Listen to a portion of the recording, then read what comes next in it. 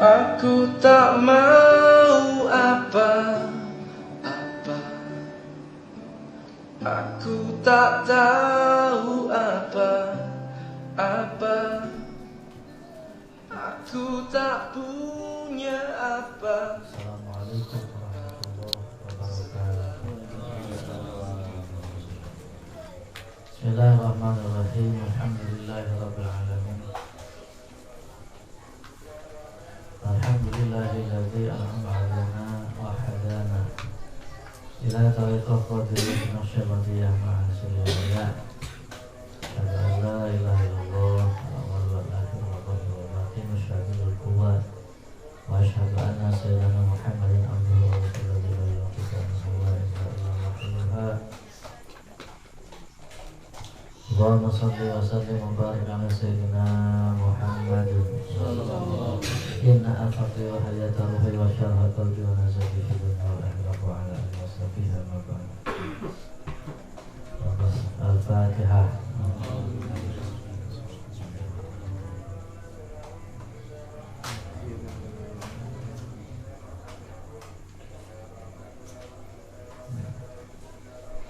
Hadratil mukarramin wal muhtarramin jami'in ahli silsilah tariqah qadiriyah nasyabandiyah oleh pesantren Suryalaya khusus Mukarram wal Mukarram Syekh Muhammad Abdullah Saifullah Masrur. Teriring doa semoga pengusaha awas sawah panjangkan usia dunianya, disempurnakan kesehatan, limpahan barokah semoga Allah tambahkan kepada beliau dan dicurah limpahkan kepada kita semua. Al-Fatihah.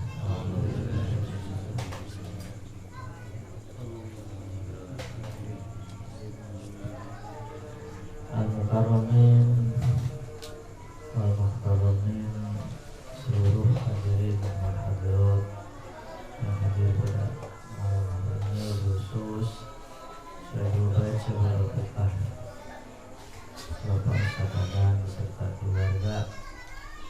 Semoga seluruh pengorbanannya Allah balas dengan balasan berlipat ganda dunia akhirat. Segala maksud, segala hajat, cita-cita semoga Allah kabulkan. Semoga keluarga diberikan Allah barokah dalam masyayikh mursyid kita, dijadikan menjadi keluarga yang sakinah mawaddah. Putra putri beliau dijadikan anak-anak yang soleh dan solehah. Teriring kita semuanya yang sama-sama hadir pada malam hari ini. Amin. Al-Fatihah.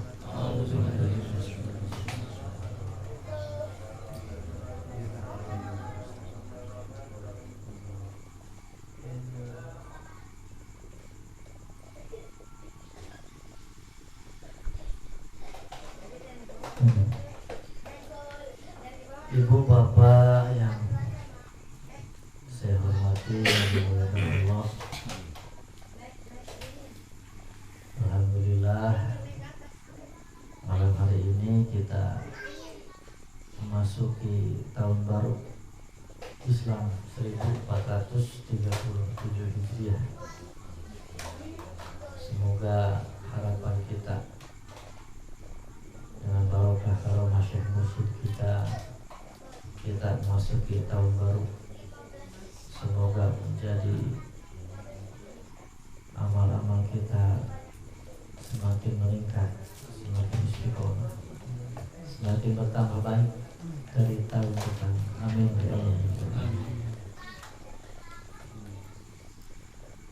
Tadi Bapak Ustaz Saiful membacakan salah satu ayat yang ada kaitannya dengan perayaan tahun baru. Ayat itu adalah ayat tentang muhasabah, karena memang setiap memasuki tahun baru, amalan yang paling bagus, amalan yang dirasakan besar sekali manfaatnya adalah muhasabah. Karena dengan muhasabah inilah, dengan terus terus kita introspeksi diri dengan kita senantiasa menghitung meneliti diri kita dengan harapan memasuki tahun yang baru ini kita menjadi orang yang lebih baik. Karena sebaik-baik manusia adalah orang yang diberikan panjang umur dan bagus amalnya. Ya. Khairun nas wa tulul umruhu wa hasunat amaluhu. Baik amalnya, bagus amalnya. Jadi sebaik-baik manusia adalah orang yang panjang umurnya, baik amalnya. Sebaliknya, sejelek-jeleknya manusia, orang yang diberikan panjang umur, jelek amalnya. Maka bersyukur kita sudah dipertemukan dengan Syekh Mursyid,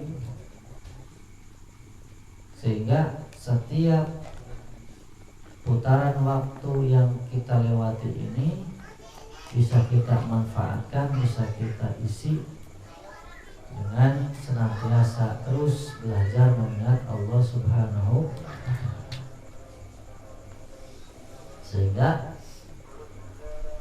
kualitas tahun itu ditentukan oleh bagaimana setiap putaran waktu yang dilalui oleh manusia itu yang menentukan kualitas tahun. Sehingga Allah Subhanahu wa taala menggunakan qasamnya itu adalah waktu. Surat Al-Asr dengan kalimat demi waktu, wal asr. Kenapa waktu dipakai sumpah oleh Allah? Karena memang waktu sangat penting. Waktu itu sangat penting. Bagi seorang bisnismen dikatakan waktu adalah, bagi seorang pencari ilmu waktu adalah ilmu. Tetapi bagi seorang ahli ibadah waktu itu adalah al-hayatu kulluha ibadah. Bahwa sesungguhnya hidup ini semuanya itu supaya bisa berorientasi menjadi ibadah. Maka tidak akan bisa setiap putaran waktu menjadi bernilai ibadah kecuali ketika setiap helaan nafas yang kita pakai, setiap detak jantung yang berdenyut dalam diri kita ini, kecuali bisa senantiasa banyak mengingat Allah Subhanahu.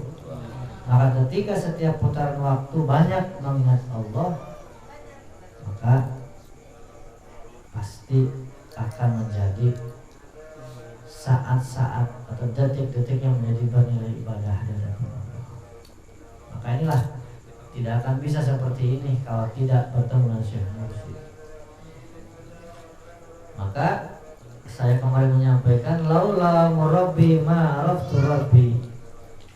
Kalau kita tidak bertemu dengan Syekh Mursyid, kalau kita tidak ada guru yang memperkenalkan kita dengan Tuhan, maka kita tidak akan mengenal Tuhan. Tidak akan bisa. Maka guru adalah merupakan kiblat bagi seorang murid di jalan Allah.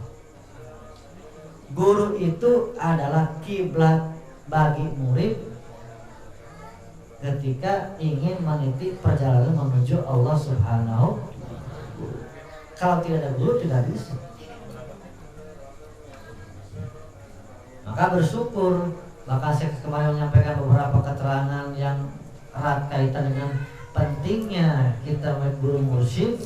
Wajib bahkan hukumnya memiliki guru mursyid agar ada seseorang yang bertanggung. Tadi di mana jelaskan begitu bertanggung jawabnya seorang Syekh Abdul Qadir kepada murid-muridnya. Dan kita harus menjadi keyakinan bahwa guru kita terus guru kita itu walaupun murid ada di masyrik, murid Guru ada di timur, murid ada di sebelah barat, guru tahu karena tangan guru menjangkau setiap kepala muridnya.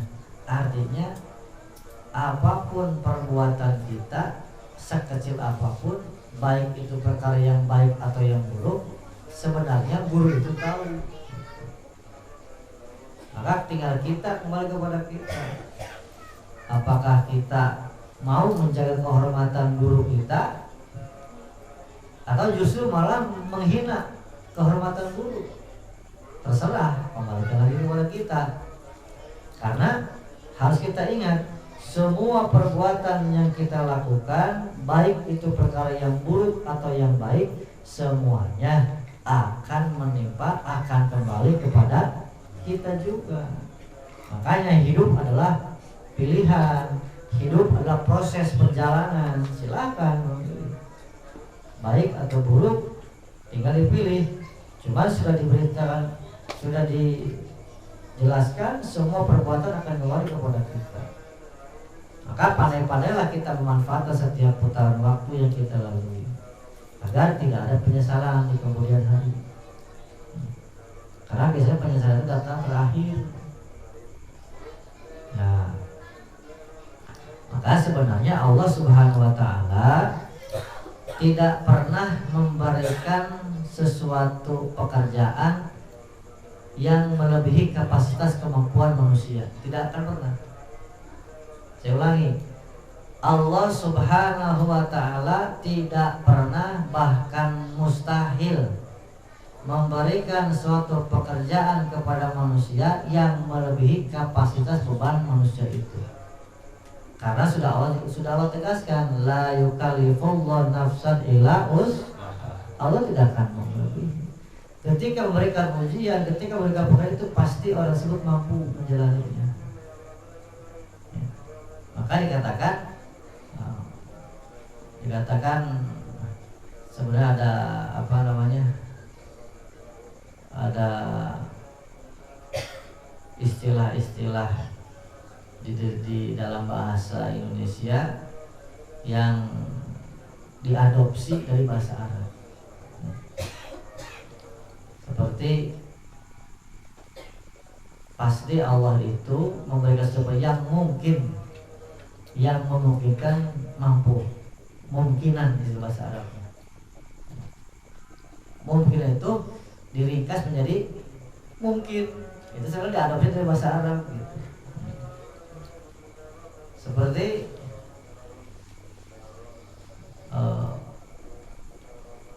apalagi banyak sebenarnya yang diadopsi dari bahasa Arab.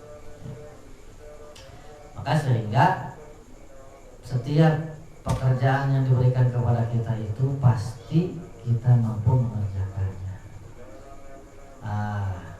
Erat kaitan dengan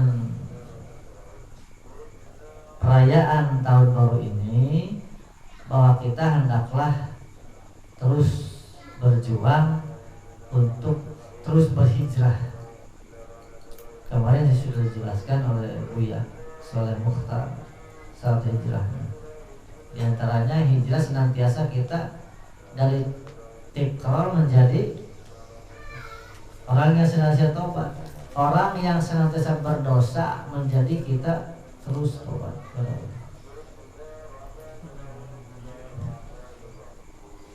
Kita terus perbaiki, kita evaluasi setiap putaran. Maka dengan zikir inilah luar biasa.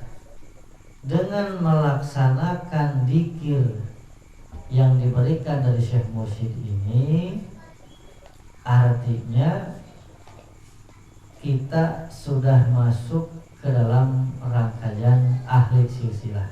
Karena memang zikir yang paling bagus itu adalah zikir yang terlebih dahulu ditetapkan oleh ahlinya. Dengan kata lain, ditalkinkan terlebih dahulu agar zikirnya bisa bermanfaat sempurna. Wa kana dzikru la yufidu faidah tamatan illa bitalqin. Maka ketika zikir sudah ditetapkan, artinya kita sudah memiliki sanad yang muttasil.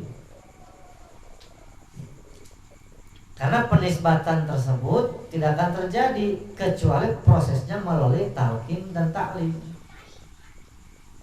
Paham, Bu? Ini memang perlu dijelaskan lagi peristilah seperti ini. Tidak akan terjadi suatu hubungan batin atau dikatakan penisbatan, sanad itu terhubung, mutasil itu yang tersambung, yang terhubung, kecuali jika menginginkan sanad kita mutasil, prosesnya itu harus memproses talqin dan ta'lim. Talqin kalimatnya oleh Syekh Mursyid, oleh ahli talqin dimasukkan ke dalam ruh kita. Kemudian kita taklim, senantiasa belajar kepada beliau, belajar mempelajari segala hal, belajar tentang ilmu adab, belajar tentang bagaimana cara ibadah, sehingga terjadilah suatu hubungan batin seperti mata rantai yang tidak terputus. Maka sudah saya kemarin dijelaskan, tetapi ada baiknya saya ulangi kembali.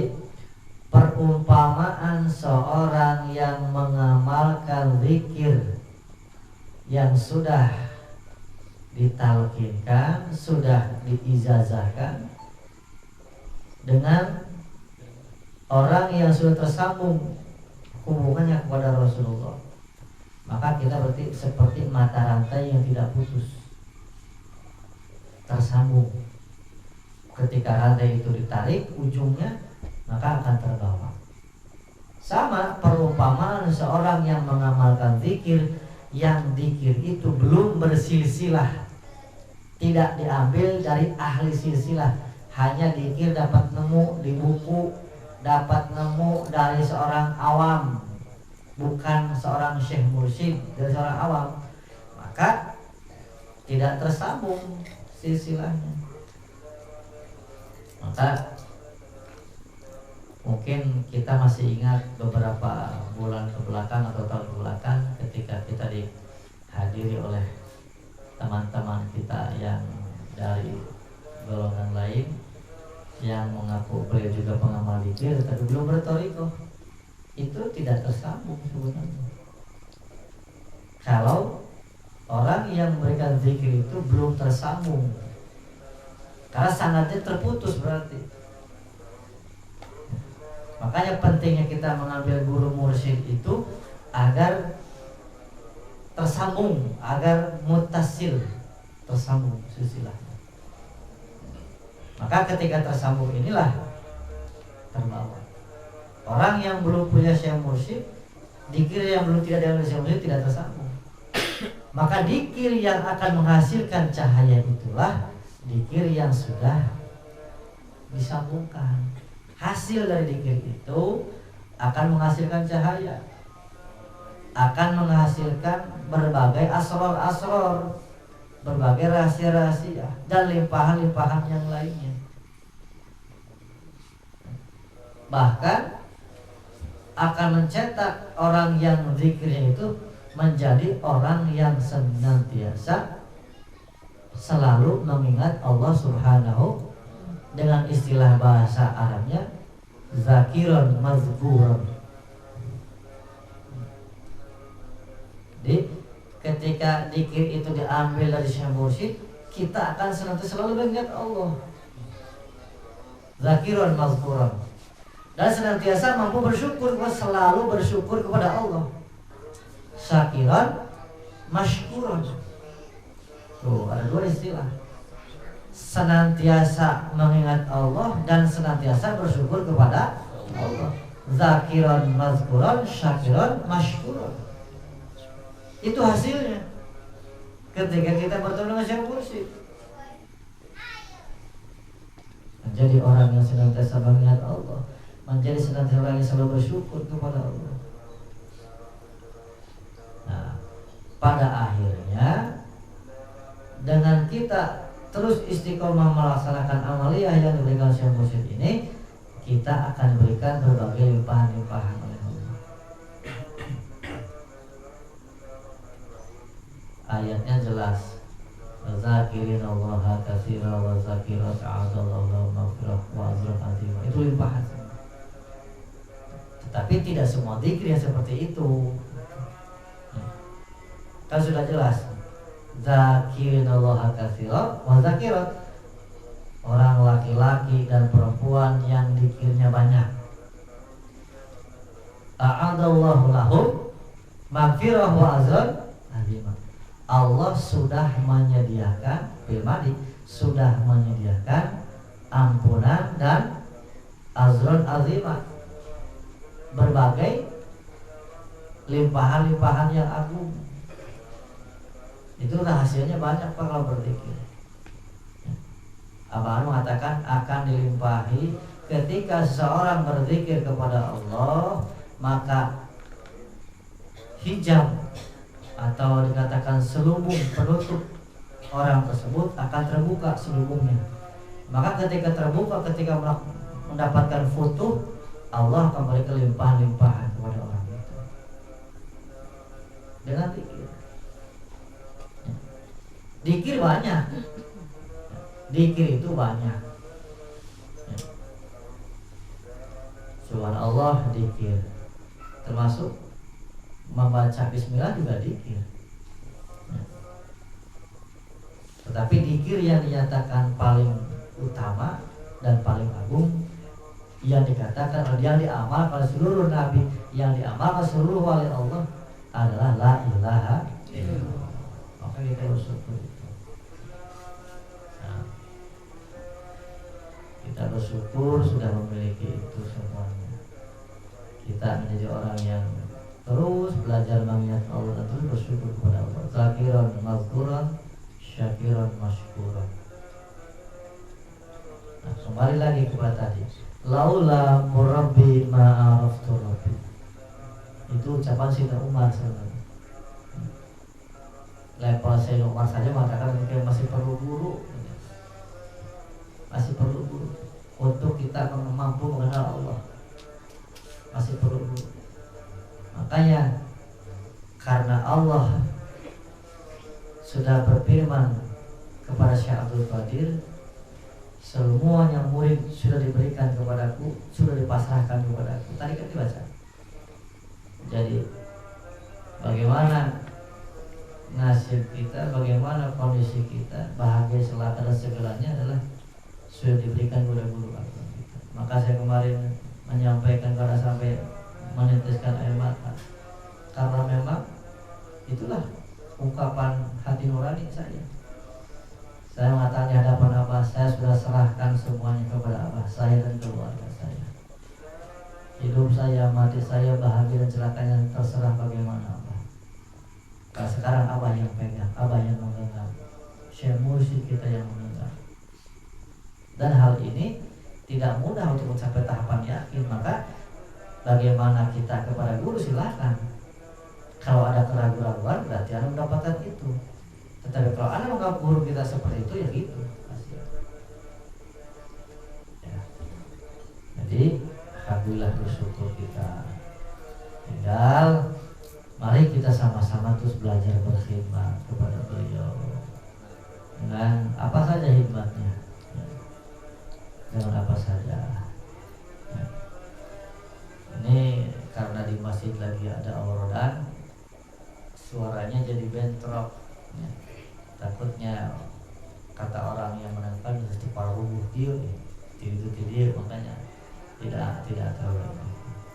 Nah, ya karena mereka sedang belajar meramaikan amalan-amalan, silakan, tidak usah. Makanya saya selalu mengatakan takut mengganggu, hati-hati. Dan zikir kita tadi itulah zikir yang dilimpahkan oleh Allah, seperti itu. Ya. Jadi zikirnya seperti itu. sudah belajar dikirnya menjadi dikir yang masuk ke dalam diri kita, sudah belajar dikir yang tenggelam ke dalam diri kita, agar menemukan cahaya. Karena cahaya kita semuanya ada cahaya yang terseluruh diri kita. Cuman karena cahaya ini harus sampai ketemu. Nah, dikir tadi itu ada dalam supaya kita meraih cahaya dalam diri kita. Kan dikir seperti itu. Ya. Dan ini baru katamu kenikmatan dikir jadi seperti itu. Saya secara pribadi mencari bagaimana metode dikir, ternyata metode seperti itu baru ketemu suatu kenikmatan yang luar biasa. Dan dikir itu pakai ketika sendirian, ternyata ketemu.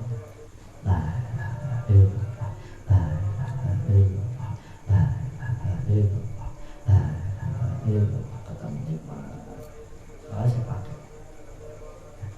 Itulah dikir dalam rangka itu tenggelam. Ternyata betul oleh Allah SWT diucapkan, kalau dikirnya terus keluar tidak akan masuk nanti. Dikir itu, dikir seperti tadi itu, dikir adalah kita tembus ke dalam diri kita, masuk, suluk, dikir suluk. Jalurnya mulai jasad, kolbu, fuad, syirik, masuk dulu baru merasakan kenikmatan. Sehingga ada bekas. Nanti setelah mengamalkan dia ada bekas yang berdampak luar biasa, cepat. Dampaknya sangat dirasakan luar biasa dengan itu. Makanya kita pahami berbagai metode yang disampaikan oleh para mubalik yang dalam hal ini sudah dipercaya, ditunjuk oleh guru agung kita. Karena beliau berbicara nur guru. Alhamdulillah kita dibimbing oleh para sahabat lisan-lisan. Sekarang sudah 92 lisan Allah. Bahasa Abah sudah 92 bahasa. Jadi bagaimana kita kepada guru, itulah yang menentukan hasil. Dalam bertarekat itu adalah ilmu adab. Penting sekali perhatikan dalam adab. Kurangi hal-hal yang tidak manfaat. Nah, saya menghimbau ketika azan jempek tanggal berwae keadaan teh kalau sedang azan berhenti dulu ngobrolnya sayang. Tong ribut wae. Keadaan teh keur dikumandangkan. Dicontoh oleh guru ketika ada teh menjawab azan. Kenapa? Kalau berbicara yang tidak manfaat itu dapat mewariskan kerasnya hati. Kalau hati sudah keras, sulit menerima nasihat, masuk kuping kanan, keluar kuping kiri. Itu cirinya hati sudah keras. Pengennya didengar oleh orang lain, tapi dirinya nggak mau dengar. Tadi ciri hati sudah keras. Bagaimana caranya dikirnya ditingkatkan agar mampu menjadi tahapan rasa. Kalau sudah mencapai tahapan rasa akan merasa, akan banyak merasa nanti. Pertama dipaksa, kemudian bisa, setelah bisa baru akan terasa. Ketika terasa akan banyak merasa nanti. Karena belum mencapai tahapan rasa, akhirnya tidak merasa. Tidak merasa bagaimana? Melakukan hal-hal yang dirasakan tidak bermanfaat, merasa tidak salah. Tasawuf itu adalah tingkahnya orang yang tidak banyak omong, kata Syekh Abdul Qadir. Jadi bagaimana? Banyak diem tasawuf itu. Diam tapi diem ngelamun, diam sambil berzikir. Saya belajar dari bangsa Abah, Pak. Ketika duduk sohbah bareng, saya ketika Abah tidak ada, ke kamar, saya ngobrol sama Buya Soleh. Ya, salah satu adab sebenarnya. Iya, adab seorang murid itu di hadapan gurunya. Kalau diajak ngomong, dia jawab. Kalau tidak, ya diam aja. Ketika Abah diam, kita diam aja. Tidak usah banyak ngomong di hadapan Abah, karena sebenarnya obrolan itu hanya formalitas. Abah sudah tahu semuanya. Apa yang kita sampaikan secara lisan Abah sudah tahu sebenarnya. Makanya saya belajar untuk itu dia. Walaupun banyak dalam hati ini menyampaikan curhat, tapi Abah sudah tahu sudah. Diam saja sudah. Makanya kata Abah teh, jangan menjadi murid cengeng. Ya, jadi kita perbaiki hal-hal yang sekiranya tidak mendatangkan manfaat, karena bagusnya keislaman seseorang itu adalah ketika meninggalkan hal-hal yang tidak bermanfaat. Min husnil islami mar'i tarkuhu malayani. Bagian dari bagusnya keislaman seseorang itu adalah ketika meninggalkan sesuatu yang tidak bermanfaat. Bahkan ketika pembicaraan tidak bermanfaat, pada akhirnya akan berakibat fatal. Tadi la tuksirul kalam bi ghairi dzikrillah fa inna kasratal kalam bi ghairi dzikrillah tulisal taswatal qaul. Janganlah engkau banyak bicara. Yang pembicaraan itu justru membuat kamu lupa kepada Allah. Karena berbicara yang tidak mengingat Allah, pembicaraan yang justru berdampak tidak mengingat Allah, lupa kepada Allah, tulisal qaswatal qalbi, akan menjadikan hatimu keras. Kalau hati sudah keras, sulit menerima hidayah. Ya, jadi makanya kita belajar sedikit demi sedikit, kita terapkan hasil ngaji. Kata bangsa Abah, kudu sing aya tapakan hasil ngaji teh. Mengerti ya Bu ya? Kudu sing aya tapakan ngaji kaditu kadieu teh, kudu sing aya tapakan, harus berbekas dalam kehidupan, ada perubahan ke arah yang lebih baik. Jangan kata kita tukang ngaji, tukang manakiban kemana-mana, tapi kelakuan teu bedana, teu bedana, teu robah-robah. Harus berubah menjadi lebih baik. Ya, harus menjadi lebih baik. Karena ketika kita baik, kehormatan guru berarti kita jaga. Ketika kita tidak baik, bahkan menjadi omongan orang, berarti guru kita juga ke bawah. Sementara tugas kita adalah berdasarkan wasiat Syekh Abdul Qadir, harus menjaga kehormatan guru-guru.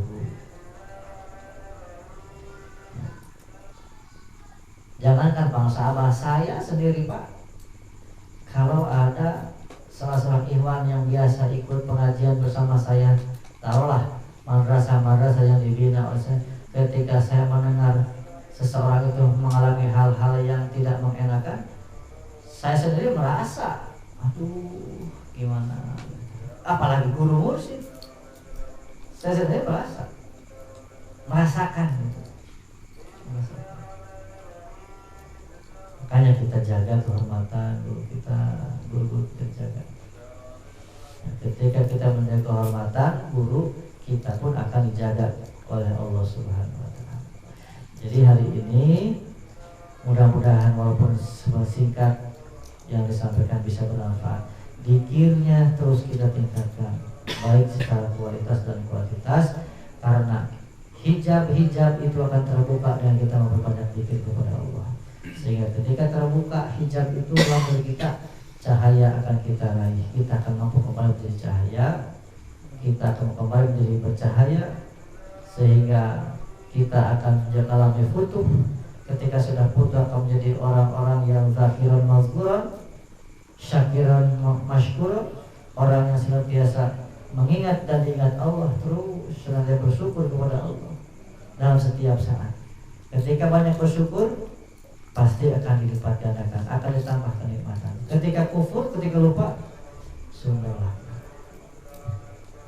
Saya menyampaikan kalimat yang sudah saya sampaikan di sini, takutnya banyak yang tersinggung. Kenapa? Berkaitan dengan sifat Allah al-Satar yang diberikan oleh Syekh Mursyid. Loh, kalau begitu yang tidak punya Syekh Mursyid, ya begitu. Orang yang belum punya Syekh Mursyid, konsekuensinya itu resikonya.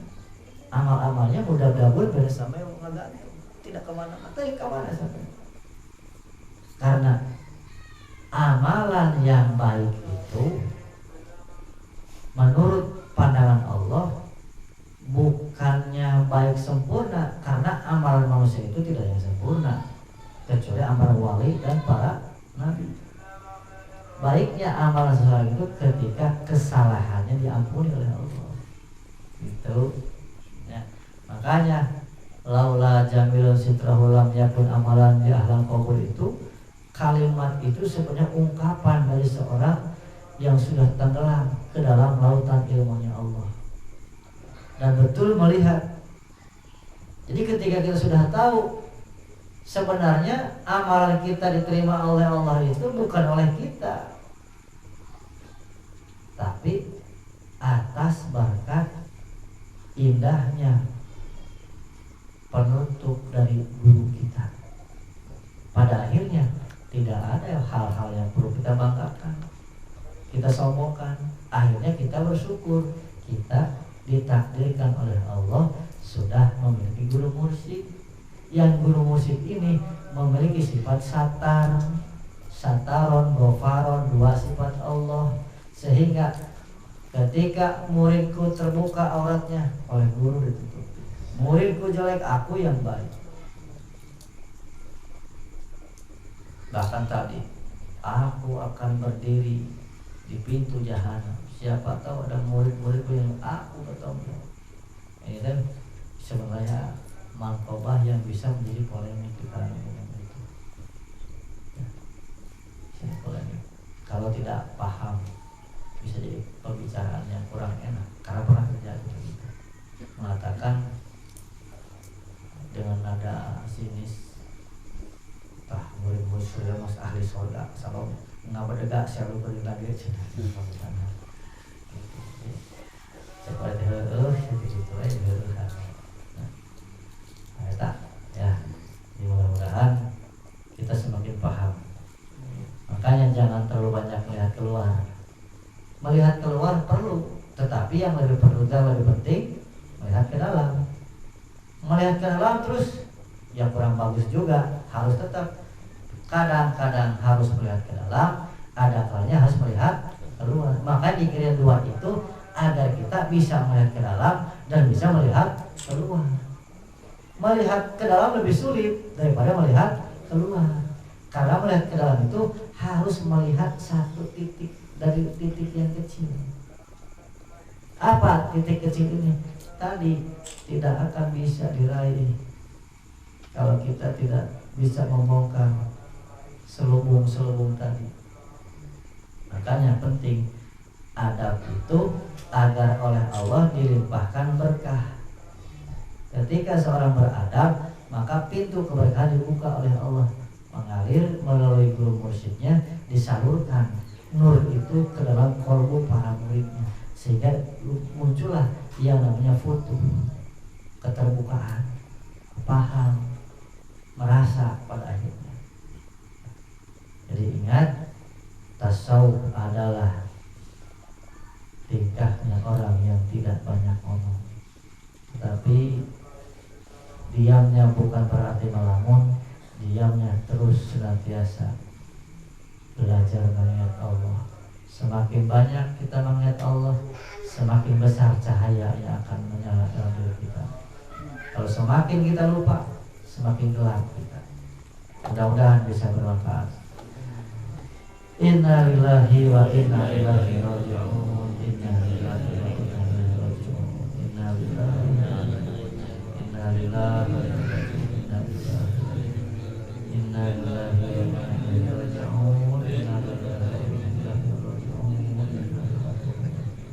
Inna lillahi wa inna ilaihi raji'un. Al-Fatihah. Suratul ladzina an'amta alaihim ghairil maghdubi Allahumma sholli ala nabiyil hasimi Muhammadin wa ala alihi wa sallim taslima. Allahumma